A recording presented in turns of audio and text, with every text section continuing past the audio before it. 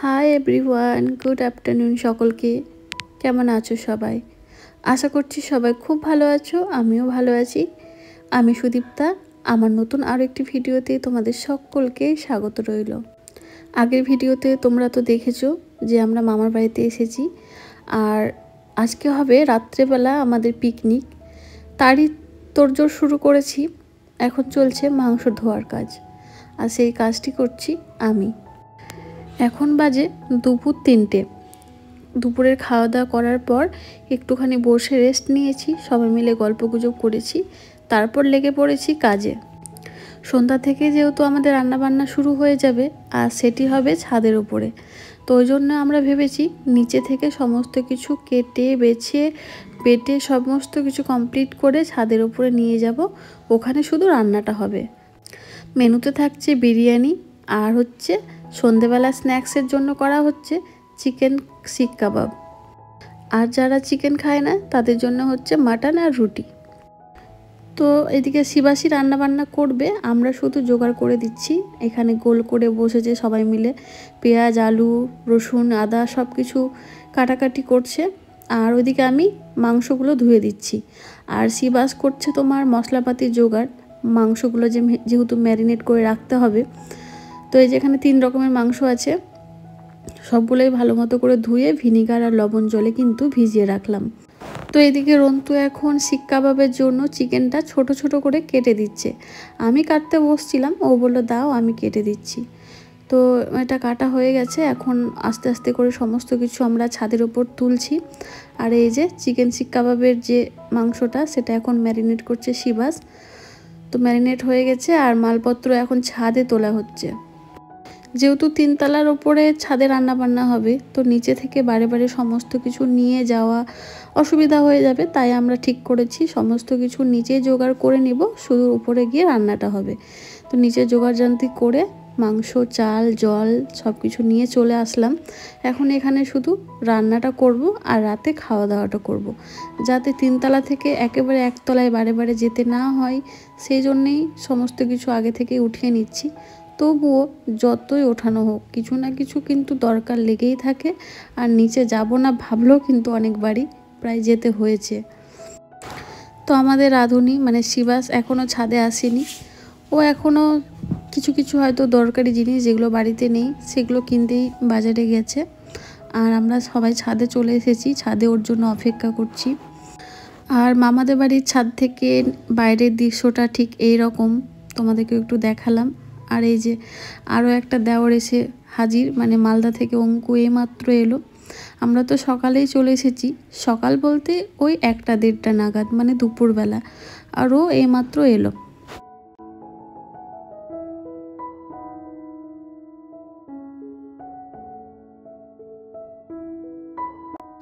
আমাদের ইচ্ছে ছিল রান্নাটা 5টার মধ্যে শুরু করে দেব, আর 8টার মধ্যে কমপ্লিট করে দেব, কিন্তু তা বললে কি আর হয়।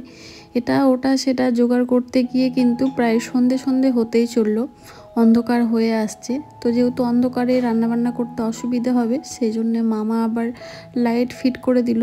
আর মামার বাড়িতে বক্স আছে, সেই বক্স দুটোও কিন্তু মামা উপরে তুলে দিল। যেহেতু আমরা পিকনিক করছি, একটু বক্স বাজলে বেশ ভালো লাগবে, এনার্জিও পাওয়া যাবে। তো সেই জন্য মামা আবার 2টো বক্স তুলে দিল। তো এখন মামা ভাগ্নে মিলে কিন্তু ওই লাইট আর বক্স ফিট করছে। আর এদিকে শুরু হয়েছে বৃষ্টি, কি আর বলবো বলো।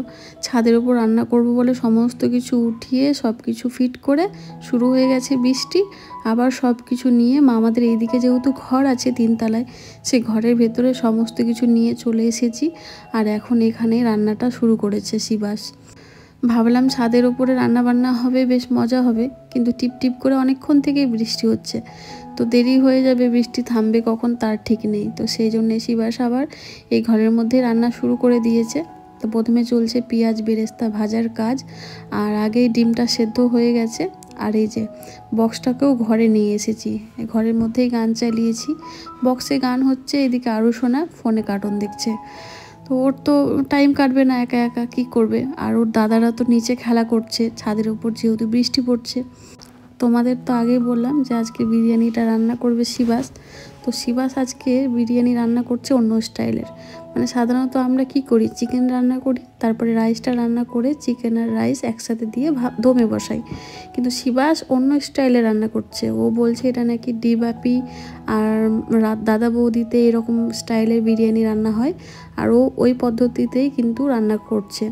তো রান্নাটা আগে হোক, তারপর তোমাদের খেয়ে জানাবো যে রান্নাটা কেমন হয়েছে। মানে পুরোটাই কিন্তু মশলা জুস বানিয়ে ওর মধ্যে আলু আর চিকেনটাকে সেদ্ধ করে নিচ্ছে। মানে কষিয়ে কষিয়ে যে চিকেন রান্না করে সেটা কিন্তু করছে না, মানে মশলা জুস বানিয়ে ওর মধ্যে আলু আর চিকেনটা ভালো মতো সেদ্ধ হয়ে যাবে। এদিকে রন্তু করছে চিকেন শিক কাবাবগুলো। ওকে মানে একসঙ্গে তো সবাই এক কাজ করলে হবে না, এদিক ওদিক সবাই যে যেদিকে পারছে একটু একটু করে হেল্প করছে। তো এইমাত্র বৃষ্টিটাও থেমে গেছে, আমরা আবার গ্যাসটাকে বাইরে বের করিয়ে নিয়ে এসেছি মানে ছাদের দিকে। কারণ ঘরের ভেতরে রান্না করলে কি হয় বলো তো, ঘরটা পুরো গরম হয়ে যাচ্ছে, ঘরে দাঁড়ানো যাচ্ছে না। তো ওই জন্যই বৃষ্টি থামা মাত্রই কিন্তু আমরা বাইরে গ্যাস বের করে নিয়েছি। এদিকে আমাদের চিকেন শিক কাবাব মোটামুটি কিছুটা হয়েও গেছে, আমরা একে একে খাচ্ছি আর রান্নাবান্না করছি। তো এদিকে চিকেন রান্না কমপ্লিট, এখন এই হাঁড়ির মধ্যেই ভাতটা বসাবো, সেই জন্য চিকেনগুলো আমি তুলে নিচ্ছি ছাড়নিতে করে।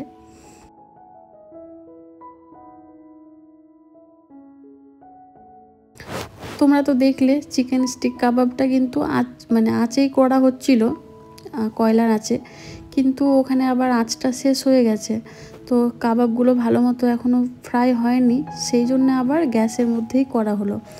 তো আমরা ছাদের মধ্যে যে কজন ছিলাম সবাই মিলে খেয়েছি, তবে এখনও ছাদে সবাই নেই, বাজারের দিকে গেছে, তাদের জন্য রাখা হয়েছে, পরে ওরা এলে গরম গরম ওদেরকে করে দেওয়া হবে। তো এখন ছাদে চলছে রান্না বান্না, তার সঙ্গে গল্প গুজব। কাবাব শেষ গো, ওটাও একটা উঠাও, একটু উঠাও, তুলো তুলো, উঠাও। এখানে কম পড়ি হবে, হ্যাঁ কম কমতির মধ্যে লেগ পিস তো কাবাব কই, কাবাবগুলো শেষ না না শেষ তো হয় না, সত্যি তো কাঠি দিবেন, আমি বিশ্বাস না করছি শেষ হতেই পারে না, খেয়ে নিন সব গরম গরম। আচ্ছা চলো দেখি গ্যাসে করছি। তো তোমাদের সঙ্গে গল্প করতে করতে আমাদের চালটাও সেদ্ধ হয়ে গেছে, এখন শুধু দমে বসালেই হয়ে যাবে। তো চালটাও আমি ছেঁকে তুলে নিচ্ছি একটা ঝুড়ির মধ্যে।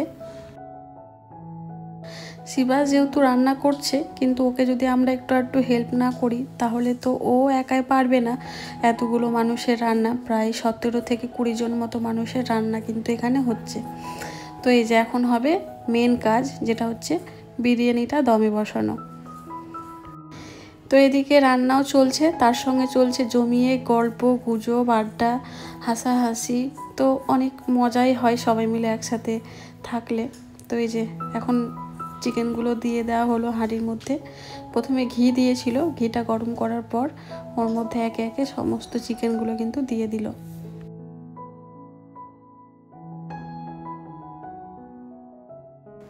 তো এদিকে আবার আমি একটু আটা মেখে দিচ্ছি, বিরিয়ানির হাঁড়ির মুখটা বন্ধ করবে সেই জন্য, যাতে সেন্টটা বেরিয়ে না চলে আসে। বিরিয়ানিটা দমে বসিয়ে এখন আমরা রেডি হয়েছি যাব মেলা দেখতে। কালকে যেহেতু লক্ষ্মী পুজো হয়েছে, আর আমুয়া বলে একটা জায়গা আছে, মানে মামাদের বাড়ি থেকে 15-20 মিনিটের রাস্তা, সেখানে লক্ষ্মী পুজোয় মেলা বসে, বিশাল ধুমধাম হয়, যেমন আমাদের এখানে দুর্গা পুজোতে হয়। তো সেখানে আমরা এখন যাচ্ছি। প্রথমে তো যাওয়ার কথা হয়েছিল ঠিকই, কিন্তু রান্না করতে অনেকটা দেরি হয়ে গিয়েছে বলে আর যাব না ভাবছিলাম।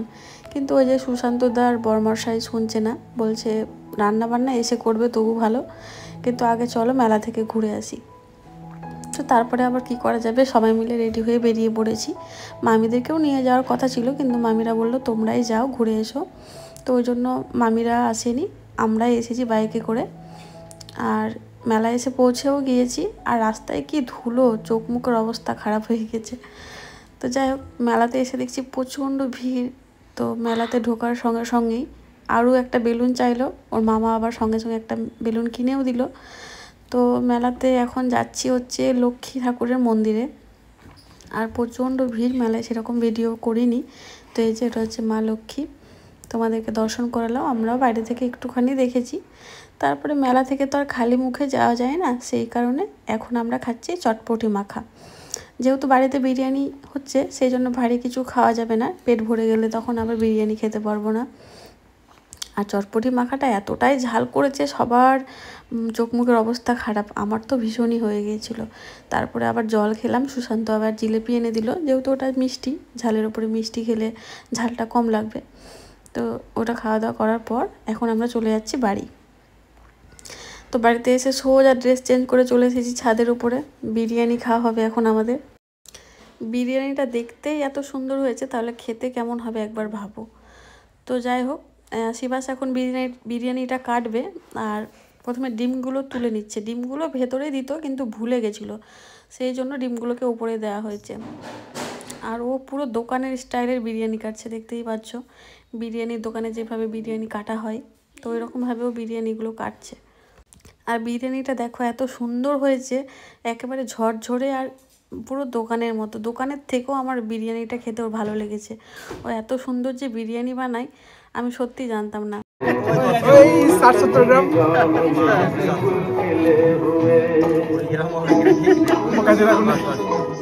তো এদিকে আমি কিছু স্যালাড কেটে নিচ্ছি বিরিয়ানির সঙ্গে খাওয়ার জন্য। আর বিরিয়ানির মধ্যে তো আলু, ডিম, চিকেন আছেই। তো এখন শিবাস বিরিয়ানি কাটছে আর রন্তু ওইদিকে সবাইকে পরিবেশন করছে।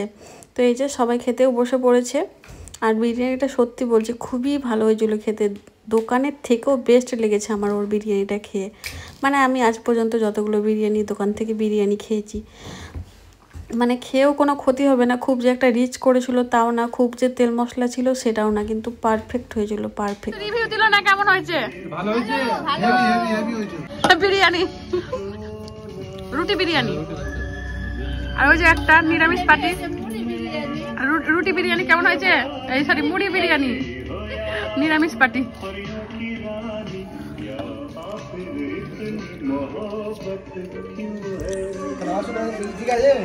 কেমন হয়েছে গো বিরিয়ানি? ওই যে রাধুনি বাপ লাস্টে সবকে দিয়ে থুয়ে খেতে বসছে। তো শিবাস সবাইকে বিরিয়ানি দিয়ে লাস্টে নিজে নিয়ে খেতে বসলো। আর আজকের দিনটা খুবই মানে আনন্দ করে কাটিয়েছি, খুব মজা করেছি আমরা সবাই একসঙ্গে। তো আবার কবে আসবে এই দিনটা জানি না। তো খাওয়া দাওয়া করে এখন চলে এলাম ঘুমাতে। আর আমাদের বিছানা করা হয়ে গেছে, এই যে নিচে বিছানা করা হয়েছে, আর উপরে অঙ্কুর, শিবাস আর সুশান্তদা ঘুমাচ্ছে আর আমরা নিচে। আর যখন আমরা একসঙ্গে থাকি, মামার বাড়িতে যাই, তখন কিন্তু আমরা সবাই একসঙ্গেই ঘুমাই, যেখানেই যাই না কেন। খুব মজা হয় একসাথে ঘুমালে, গল্প করতে করতে অনেক রাত ভোর তারপরে ঘুমায়।